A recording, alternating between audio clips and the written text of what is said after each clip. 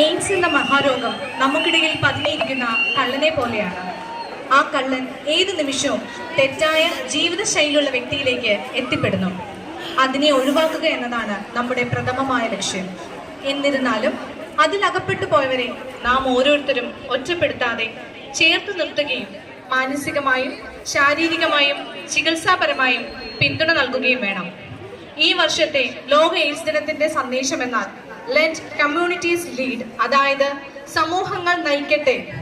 അവരെ സമൂഹത്തിന്റെ മുൻനിരയിലേക്ക് എത്തിക്കുന്നതിന് വർണ്ണ, വർഗ, ലിംഗ അസമത്വങ്ങൾ ഇല്ലാതാക്കിക്കൊണ്ട് സാമൂഹികവും സാമ്പത്തികവും സാംസ്കാരികവും നിയമപരവുമായ സമത്വം ഉറപ്പാക്കേണ്ടതുണ്ട്.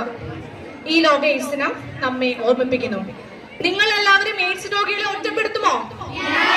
അവരുടെ ഒപ്പം കൂടെ ഉണ്ടാവില്ലേ?